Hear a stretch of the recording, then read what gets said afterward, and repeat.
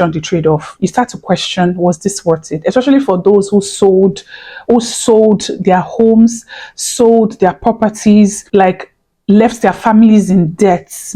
If you are very comfortable back home and you decide to just clear all of that to start over in another country, make sure that you are doing it for the right reasons. And that's the only thing that will keep you going when it gets really, really tough. I remember when I was doing it for the first time, and one of the girls that were doing the process together, she was like, if this thing clicks like this, I will not go back. I'm like, why will you never go back? Are you going on exile? This thing, I mean, I'm not going on exile. I will go home. That was before I even knew what the reality was of leaving home. I did not even know when I made that statement. Hey, my lovelies, welcome back to my channel. Have you guys noticed how the people who get the most aggressive about those who have decided to move back to Nigeria or something, in most cases are those that have never left or that have never traveled outside the country? Like, I hate to like do this dig. I hate to do it, but not in all cases, not in all, but in most cases is those that have never even left. Why do you think that is? I think it is projection. I think it's the projection of anger. It's why you see people dragging somebody online for a personal decision that they've made. Even if they now suffer for coming back to Nigeria, are you going to be responsible for them? Like, something that if me I get like this, I know what I would do with it and stuff. But it's not yours. You know. And I also think that aside the projection, it is because clearly they don't have the full picture. I mean, somebody literally said heaven. Somebody literally said US or the West is heaven. Heaven. I will tell you now that heaven is a stretch. It's like the grass always seems to be greener elsewhere. I don't know, but that is human nature, right? It always seems like it will be better there. That place will be better. Of course, in our own case, there are some things that are very, very glaring, right? That we can see that it is better for, maybe in structure, right? Like in a system that has been put in place that works. You know what I mean? We can see those things very clearly. Maybe the roads are good everywhere, not just in major roads or major cities. Right? There are some things that we can see very clearly that yes, it is better. But I'm talking about the less nuanced things that you have to actually live in a place to really understand. On this channel, I really talk about myself as much. I try to do most of my videos from the perspective of other people. Of course, I always give my own input as to what I think and all of that. But today I'm just going to give a little bit from my own perspective, right? And a lot of people, because I always see in the comments, some people will come and say, it's because some people don't have proper documentation. All the people that I said left, it's because they don't have proper documentation. They'll now be lying that they did it. So before I continue, no. The first time I left the country, I had very good documentation, actually. It was on a residence permit, not even a visa. So just to clear that out. So then, I mean, travel is beautiful. I have to honestly make that known. It's nice to meet people from other places and all of that. But I think there are some struggles that need to be clarified. Especially, I feel like if you live in Nigeria, you earn in USD or you earn in a foreign currency.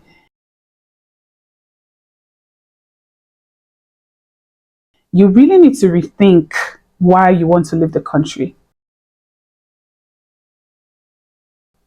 Is it because other people are doing it? Is it because you too want to be able to say, I have traveled, me too, I am there, or whatever? Or is it because it fits or aligns with your goal, with your plan for your life? Maybe, for example, the kind of career you want to do, the kind of ambition you have is something that you can only realize if you leave the country. Absolutely perfect. However, if you are doing it just because that's what other people are doing, and then you need to rethink, especially if you are earning good money back home. If you are earning good money back home, you need to rethink. A lot of people that are here would not say this. First of all, I would say it is the financial reality versus expectation. I did not realize how like the mental load it takes off you when you just pay your rent for the year and then you don't have to think about it again until the next year, right? So now your worry can be your electricity bill, it can be other things that you want to do, but at least that one is settled. Now coming into a place where you have to pay your rent every single year. If you're now doing the conversion from Naira, maybe because you've not gotten a job or anything, double shaggy. I'm telling you, because for the cheapest rents that you'll find, by the time you convert to Naira, should be at least about 600K, at least, every single month. It's like before you know, the 30 days is up and you have to pay another one. I have to pay another one. And then there is the water bill, there's electricity, there is your internet, there is, if you have a car, there is so much. There are insurances that you have to pay. And all of these things are every single month. You see those 30 days, before you know it has come again, and then you have to pay this list of bills all over again. Like, you will not understand the amount of mental pressure until you live in a place where it's like that. And then you realize, oh my God, it's not, let me tell you, we always say Nigerians are really happy people. Nigerians are happy people. One of the reasons why we are like that is because even despite the fact that there are so many challenges that we have as a country, I feel like when it comes to this type of mental load, at least we don't have that as much, right? And so as long as we're able to take care of some things, we're able to find joy in other things. And so when you see people come abroad and then they don't have a life anymore, this is why. Because every 30 days, you literally have 30 days to not be homeless the next month, to not lose your internet connection the next month, to not lose it the next month. It is crazy. It is so expensive, especially, I don't know, another part. I'm going to be talking from my perspective, but I think in every part of the world, it's so expensive to pay your rent, to feed, to do a lot of things. So that is going to hit you really hard. To the point that, you see, the money that you're earning back home, that stretches so much that you're able to pay your rent, even send money to family, do this. You will come here or to every part of the world you live, and it might not even cover your rent for the month. And so one of the things, again, that you have to realize is, depending on your situation, and you know that you're coming, especially if it's study or whatever, you have to have a plan for work or for how you're going to earn, because it's going to hit you how expensive it is. Like, a lot of times Nigerians will just downplay it and be like, when you get there, you sort yourself. My brother, when you get there, you will sort yourself in most cases, but at what cost? Let me leave it at that. Another one is isolation, like the loneliness. It will hit you. Like, you will be surprised how much, and in most cases it's just because everybody's just so busy trying to survive. Like, whatever shifts they can find, whatever thing they can do, everybody's just so busy trying to survive. And that is why, again, the next point is that friendships here feels very superficial. Like, if you are fortunate to find friendships that are really good, like that are genuine, hold on to them, because it's so rare here. Because I feel like probably everybody's looking at, maybe this person's a friend with me because I've been here for a while. Maybe she thinks I can do something for her, or he thinks I can help him somehow. I don't want anybody's while out. You get, like, you will get the vibe from some people the moment you get there. It's like, because obviously you are new, you are going to need help settling in, maybe financially and all of that. Everybody's trying to stay away. Sometimes you can't blame them, because they themselves, you would think that they have figured it out. They have not. They are also still trying to find their footing. Maybe not as much as you, but they are not just as settled as you think they are. Do you get what I mean? So that one is also another thing that you have to consider, that friendships are not going to be like Nigeria, where it can be like, oh, come and stay now, bring your things now, whenever you can leave. No, because here it is all bills, it's all everything, and finding people that are ready to do that there are people, absolutely, but not as easy as it says back home. Health struggles. Hey, God of mercy. You know that back home, personally, me, I've always known that Nigerian doctors are amazing. We expect, like, the expectation versus reality of healthcare. I feel like the only thing that the Western world has over us as advantage is maybe the equipment that they have access to, the updated equipment and all of that. But when it comes to the quality of doctors, it is not always what you would expect. I'm telling you, and that's why in like the UK and the rest, majority of the doctors are even coming from Nigeria, because I'm telling you, we'll come here and you'll be like, this thing is doing me. They'll just say, go and take Panadol, go and drink water. You waited for that appointment. You waited for that appointment for maybe 2 months, only for you to get there. And doctor just says, just rest, sleep well, drink water. I understand that it's good that they are trying to, lessen how people abuse drugs, because at the end of the day, sometimes maybe your body just needs to heal itself and you don't need to pollute your system, stress your kidneys and all of that. But at the same time, I'm like, Because if it's back home, at least the first thing they always do is test. I understand that they always run this test to make money for themselves, even when sometimes they know what is doing you. But at least it's better to be safe than sorry. I know the first thing they always do is run a test first before they even prescribe anything. Here, sometimes they will not run tests though. They will not even run tests. They'll just say, go and take this. If you don't now feel better after like 3 weeks, come back. Of course, it varies from place to place, but I know in Canada, my friends, they lament as well, like months before you see a doctor, like, and in the US, for example, that one is even another case entirely. Like, you can go back. Healthcare is the #1 cause of bankruptcy in the US. I don't know if that's changed, but that is what it used to be. So it's like, to afford private healthcare is going to, and if you are going to go the public route, you have to wait. Like before, I remember I was seeing an ENT in Nigeria before I traveled. He like was checking my ear because I had an issue with my ear. Absolutely fantastic doctor. Oh, absolutely fantastic. And how much was I paying? How much was I paying? I remember my first visit, I had to pay 15K or so because I had to register for my card, pay for seeing the doctor and all of that. And then when I came back, I had to pay, was it 10K or something, because I had to clean out my ear, flush it out and all of those things. Like, but I realized that for my like 4 consecutive visits or everything, I don't think I paid 40,000. I know ENT specialist, so you expect it to be more expensive. It wasn't even as expensive as I thought it would be. Of course, there are more expensive places, but you still not go past your boundary now. Do you get what I mean? Like, and that is private health care. I went the same day. I called the day before I went there, got my health checkup, and left. It's not going to be that easy in this part of the world where you think, oh, because it's better now. It is not always the case. I lost a friend.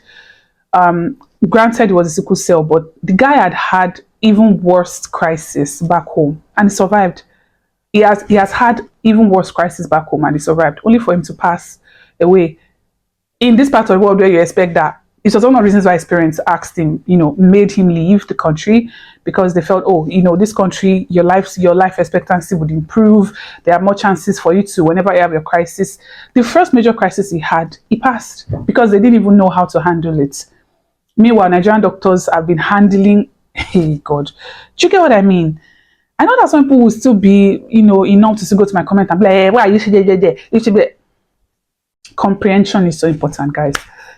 Anyways, let's talk about cultural disconnection as well. Cultural disconnection, I feel like, is just the fact that, especially when you find yourself in parts of the world where English is not the official language, especially in other parts of Europe, Germany, Norway, Finland, Sweden, all those parts of the world where the language is so important for you in integration. You find yourself trying your best to integrate so much that if you're not careful, you start to lose yourself. You start to lose your cultural, roots and nuances. You start to, because you are trying so hard to integrate, sometimes you start to lose parts of yourself, right? And before you know, in just trying to survive every 30 days, or that 31 days of your bills, of everything, you lose yourself. You forget what fun is. You forget what joy is. Like, you forget what it's like to just wake up and be like, let's go and eat amala at Mama Kini now. You call your friend. You forget what it's like to just do something like that and just have fun. You forget what it's like to not just have pressure. Again, of course, this would vary from what your life was like back home. For some people, their life was really hell back home. And so no matter what happens when they moved abroad, it is better. Right? Even if they are working 90 hours, 90 hours a month or a week, even if they are whatever, it is still better because at least they feel like they're earning whatever they earn when they convert. It is hefty and they send it home and it means something, right? So this would vary again with what your reality was back home before you left. So one case does not fit all. So all of these things I'm saying does not apply to everybody. Again, you guys need to understand. I'm saying this from my own perspective and just saying that everybody's case will be different. However, the bottom line is, do not see, if your life is comfortable, you are earning really, really well, this should be the goal for you. I made a last minute decision and took a last minute trip to go watch Chris Brown in America. This was the day before I traveled. I don't know what happened to me. I just woke up angry. I woke up sad. I woke up lost. And I thought to myself, my life is boring. Think about it. All my life, work, kids, work, family, home, work, family. I was beginning to lose myself. I bought a ticket today. And I'm going to America for 3 days to go watch Chris Brown perform. Let me see if it will make me happy. I think it will make me happy, but yeah. This was me on my way to the airport. It was a vibe. It was a vibe. We were in traffic for a bit, but it was a vibe. And this was me at the lounge. I was teasing my brother-in-law with my laptop. I spent so much so far on this trip, and I don't regret it at all. I'm very happy.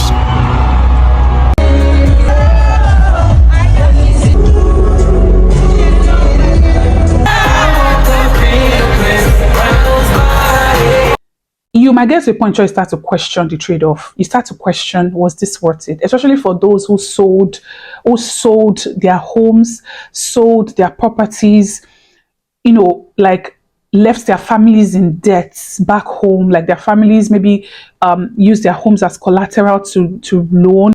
To me, because for me, this is the goal. You see what Laura did there? Like she was like, I'm just feeling sad. I'm just feeling sad today. And I just want to go to US, go see Chris Brown, maybe to make me feel better. I'm just going to go for 3 days and come back home. For me, that is the goal. That is the goal. For Nigeria to be home. And then if I want to travel, I can go, come back. If I feel like going to this place, I feel like that is life. That is actually living life, in my opinion. Look at Diary of a Kitchen Lover. Do you see the way she just goes to US and comes back, goes to US? Why do you think all of these your faves have not left the country to go and reside somewhere else? Nancy Sime, I think she's still in which of these countries, safe, even as we speak now. Choma Good Hair, I think she's still in Canada. Why do you think this? Why do you think? But Nigeria is still the base. Why? It's because if you're earning good money, for me, there are a lot of things that I like about here and where I live. And who knows, maybe if my career makes it so that this is where I'll be able to maximize my potentials. Yes, of course, I think it will make me stay in the long run, but home would not be home. I remember when I was living for the first time, and one of the girls that were doing the process together, she was like, if this thing clicks like this, I will not go back. Let me just clarify that. She didn't say she would not go back, as in she would not visit. She meant like she would never go back to Nigeria, like she would never look back or step foot in the country again. I'm like, why will you not go back? Are you on exile? Are you going on exile? I was like, which one is this thing? I mean, I'm not going on exile. I'm not going on exile. I will go home. That was before I even knew what the reality was. That was before I even knew what the reality was of living home. I did not even know when I made that statement. And how true is it still is, even more now. You might get to a point where you start to question the trade-off. You start to question, was this worth it? Especially for those who sold their homes, sold their properties, like left their families in debts back home, like their families maybe use their homes as collateral to loan, or in the worst case scenario, actually sold. People have sold properties, homes, like cleared everything that they have as a form of investment back home, and now they are here, and the reality is not what they expected, and they are like. And if you're in such a situation, it's going to be so hard for you to believe that it is worth it. And you are going to have to just keep grinding and believing as you go. But especially, you see that first years, especially, your mental health is going to be so endangered. The reality is going to be different. And so, that you just have to be ready for that, because in those cases, it's going to mess with you. And you're going to start to question, why? Was this even worth it? My life back home was comfortable. Everything was okay. You see most of these things I'm saying, people that have traveled would not be able to say this to their families. And that is another part of that challenge. They would not be able to say this to their families because they don't want their families to start regretting and being like, so after all these things you did now, are you saying that you are not going to be able to do the work to pay this money back? And for some people, it's like they don't want their families to be worried, especially for those who have mothers. You know how mothers can be. If you are telling them something that is 4% of worry, they will multiply it to 400. So most people actually keep this away from their family, or they downplay and minimize, like, is this thing, but it's okay. They downplay it because they don't want their families to be worried.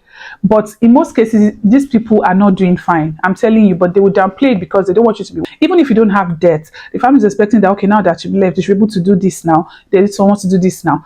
Even you yourself are still trying to stay afloat, but there's responsibilities back home as well. You guys don't understand how overwhelming that can be. And in most cases, no matter how you tell them back home, they will not. Some people just will not understand.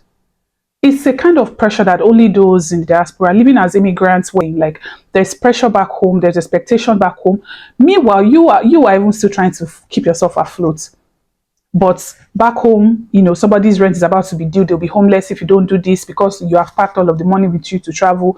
And now you need to send something back, or they will not be able to pay, or they will not be able to leave, or they will. But you yourself that they spent all this money for have not been able to even pay your own rent where you are. Guys, all my point is just that you need to be very objective if you decide that you want to leave. I had to make this follow-up video because you guys know I made a video on the shocking reasons why people are leaving Nigeria. The shocking reasons why people are going back home or moving back to Nigeria from abroad. And some people were agreeing, some people were disagreeing. But look, quite a lot of people were agreeing. And it made me realize that, oh, okay, I think we're in an era where people are actually coming clean and saying it for what it is. So again, as I said, there's nothing wrong with traveling at all. It can maximize your potential if that is where you will grow, where your career or your ambition would flourish. You know what I mean? Maybe you just want to experience a new life and you're ready for that. You have planned, you have enough to sustain you. You have the drive and the zeal to look for a job, to whatever. Like you have a plan, like this is where I want to live. This is kind of structure I want. Absolutely do what you want. All I am just saying is, if you are very comfortable back home, your life is set, you don't have to worry as much about your finances, and you decide to just clear all of that to start over in another country, you should really lay down all your cards and make sure that you have all your ducks in a row, because I don't know how else to explain it, and make sure that you are doing it for the right reasons and not because of anybody, not because you want to make some people feel that whatever, but you are doing it for yourself, because that's the only thing that will keep you going when it gets really, really tough. Let's talk about lots of things. Food, guys, I've talked about it. See, there was a time one of my friends visited me. Shalom, shout out to you, boo.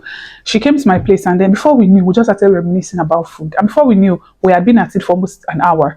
Like she was like, sis, stop talking, I feel like crying. It's always little things I feel like little. Is it a land where you that is a big deal? Is it for you to be able to eat potato and this thing and shawarma or suya, this thing that is a big deal? Or is it because you not see fresh afang or hard soup or this to eat because you can't find goat meat and this eat what you have there. But what is life?